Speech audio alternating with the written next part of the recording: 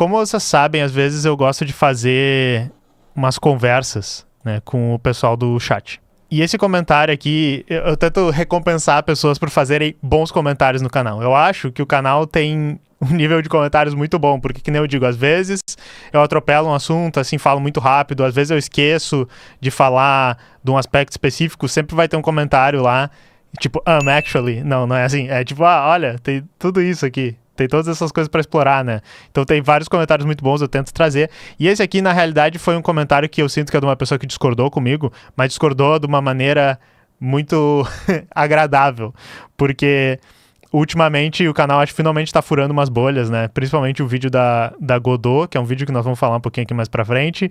O vídeo do cartel das empresas, eu senti que, né, chega pessoas que não são aqui da nossa bolha comunista, nossa bolha esquerdista e tal. E daí muitas pessoas têm um discurso meio burro, né? Depois nós vamos falar sobre isso. Mas essa pessoa eu senti que não concorda comigo e foi extremamente educada e trouxe uma dúvida muito boa. Então eu vou responder em live aqui. Deixa eu clicar. Isso aqui foi no vídeo sobre o movimento de software livre no Brasil. Recomendo vocês verem. É um vídeo bem antigo do canal, bem do início do canal, mas ainda é muito bom. É um assunto que eu me interesso muito, sou bem apaixonado por isso. Tá. Ele disse, pena que esse vídeo é antigo. O Valmir, tá?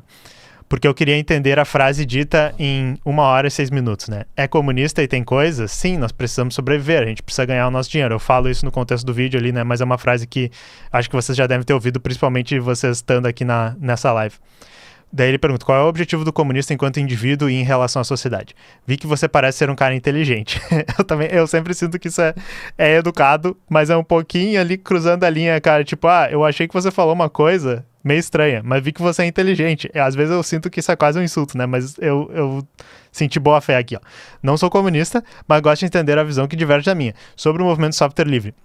Eu me afastei dele lá no começo por conta do radicalismo e do purismo que havia no movimento, onde não tinha muita coisa pronta e ninguém queria aceitar código privado. Quase 20 anos depois eu uso o Linux com driver proprietário porque simplesmente não tem ninguém melhor que o desenvolvedor do próprio hardware para fazer que um driver de um hardware que ele mesmo projetou funcione.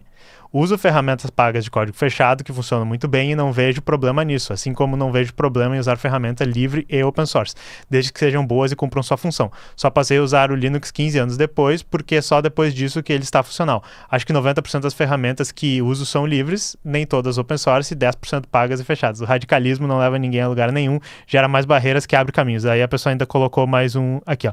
PS, na época comecei a usar Conectiva, Kurumi, depois Mandriva, posteriormente pedi um live CD da Canonical e fiquei admirado que recebi lá no interior no extremo norte do país. De Linux só uso o Ubuntu desde então, só pela consideração deles terem me mandado o CD do Ubuntu. Para o pessoal só usa o Windows. Eu vou voltar ao contrário aqui, teve várias coisas nesse comentário, tá? Eu tive uma experiência muito parecida com ele de começar a usar Linux. Eu fui nos primeiros fóruns do software livre, que é o tema desse vídeo lá do movimento do software livre no Brasil. Eu falo um pouco disso desse evento. Eu tentei esses Linux aí que ele falou e o Ubuntu era o que melhor funcionava na época, né?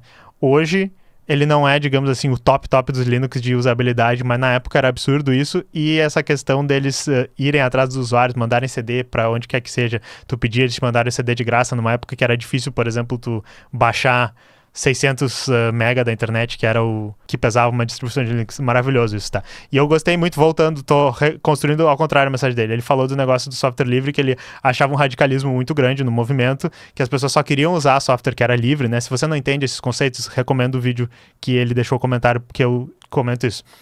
E as pessoas não conseguiam fazer uso. Esse radicalismo, entre aspas, que ele fala, do movimento software livre, que eram as pessoas que diziam assim, não, a gente só tem que usar tudo sendo software livre, a gente não pode usar nenhum software proprietário. E isso há 15 anos gerava uma situação que nem ele disse, a gente não tinha pessoas dentro do movimento, não tinha o software de qualidade e a gente não conseguia usar o computador. Ele disse, eu deixei o movimento por causa desse radicalismo. Eu acho que, não sei se ele viu todo o vídeo, acho que sim, né, porque ele chegou numa hora, que a proposta que eu tô fazendo ali é uma proposta para o movimento do software livre, mas que também abarca pessoas que nem ele, que estão ali, que é assim, olha pessoal, nós precisamos ter uma visão do propósito de por que a gente está criando esse software. Eu acho que o propósito que muita gente tem dentro da comunidade, talvez o Valmir se inclua nisso, é fazer uma coisa que é 100% usável como se fosse o Windows. Eu até não concordo 100% com isso, porque para mim o que falta na comunidade de software livre como um movimento de ativismo, porque é a parte que eu me interesso mais, é que a gente pense assim, ok, como o software livre pode contribuir para a sociedade como um todo? E a maneira de contribuir para a sociedade como um todo, na minha visão, é na questão da soberania digital, na questão de empoderar a classe trabalhadora a ser menos dependente, né, de soluções da burguesia. E só que daí isso, se tu vai pro software livre, cria o software para isso e diz assim, ok, software, mude a sociedade, não é bem assim que eu acho que a coisa vai funcionar. E eu acho que é por isso também que mesmo a parte mais idealista, mais radical do movimento, que ele diz que são pessoas que talvez pensem assim, não consegue ser efetiva no mundo, porque na realidade a mudança ela tem que vir da questão política, da questão da sociedade para fora, e o software livre ele é uma parte disso, ele não é o que vai trazer, não é a tecnologia que vai trazer isso. Acho que esse é um tema bem específico nesse canal, que é aquela coisa assim, nós não vamos construir uma plataforma que vai resolver os problemas de desigualdade social no capitalismo. Nós não vamos construir uma plataforma que vai resolver o problema de financiamento do software livre. Nós não vamos construir uma plataforma que vai resolver os problemas sociais que a gente tem, que já vem de décadas e que tem a ver, né, segundo a análise que eu estou sempre tentando fazer aqui, com a estrutura social, que, né, a gente tem que mudar a estrutura social e isso vai vir por meio de várias coisas. E daí me leva ao primeiro ponto dele, vocês viram que eu fui construindo ao contrário, que é assim, qual o objetivo do comunista enquanto indivíduo em relação à sociedade? Eu adorei a maneira como ele perguntou isso, porque eu acho que tem muito a ver exatamente com o que eu tinha falado ali.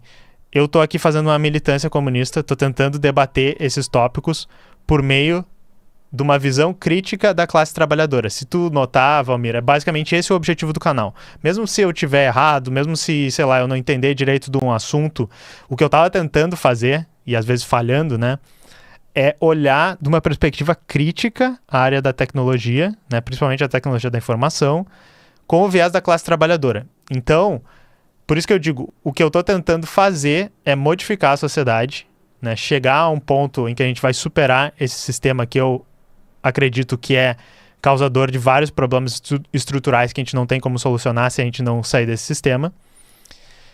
E como as minhas ações podem chegar nesse ponto.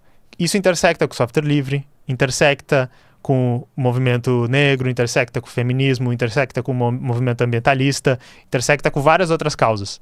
Mas o objetivo seria a gente conseguir superar esse sistema para que a gente possa agir nesses problemas. E eu vejo o software livre como mais uma das pautas que pode intersectar aí. Individualmente, os comunistas não se enxergam tanto individualmente. Por quê? Porque a gente sabe que se eu resolver a minha situação, ou se eu fizer um projeto muito foda que vai ajudar numa coisa específica, eu não vou estar agindo estruturalmente. E é por isso que a gente sempre fala da questão, pô, a organização é importante.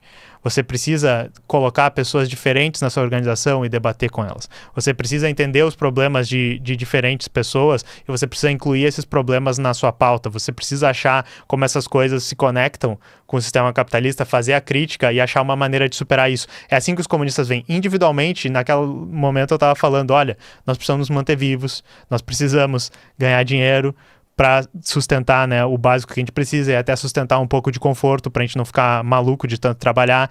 Nós precisamos poder ter o direito de lutar pelo que a gente quer, mas às vezes poder descansar. Então é isso que eu estava tentando dizer, é comunista e tem coisas. Porque tem um argumento desonesto que não é o que tu tá fazendo nessa hora, Valmir, eu acredito na tua boa fé, que é essa coisa de tipo assim, você é comunista e você fez um trabalho de militância que te deu dinheiro, como por exemplo esse canal. Esse canal tá me dando um retorno financeiro, não é nada absurdo. Se eu quisesse um retorno financeiro enorme, eu poderia ser uma pessoa dizendo que jogos têm lacração, que a cultura woke vai destruir. Eu tenho certeza que eu conseguiria ganhar mais dinheiro assim. Mas me retorna um dinheiro esse canal, mesmo sendo um trabalho de militância que eu acredito. E isso não tem contradição nenhuma, porque eu quero me manter vivo, eu quero me sustentar. Se eu tô gastando um tempo da minha vida que eu podia estar gastando trabalhando mais, ou até, sabe, ficando com a minha família, cuidando da minha saúde mental, eu quero receber uma coisa em troca. E é por isso também que o movimento comunista tenta denunciar, por exemplo, problemas de salário, pagamentos, exploração que o patrão está fazendo com as pessoas, exploração que uma empresa multinacional vai estar fazendo contigo, mesmo que, assim, às vezes não tenha esperança nesse sistema que a gente vai resolver isso, mesmo que talvez isso não resolva o problema estrutural, a gente tem que estar denunciando tudo isso em todas as formas, a gente tem que estar tentando analisar e criticar para que as pessoas tomem consciência e elas entendam como o indivíduo é afetado pelo todo e como o indivíduo pode afetar o todo. É uma dialética, mas os comunistas tendem a negar um pouco essa visão individualista, porque isso é onde morrem os movimentos. Quando a gente só pensa o que é melhor pra gente o tempo inteiro, a gente acaba não conseguindo construir um movimento. Eu espero que eu tenha conseguido responder isso. Mas eu achei muito boa essa discussão. Pena que o meu Linux resolveu estragar todo o meu ponto, dando uma travada aleatória aí no meio. Beleza, chat?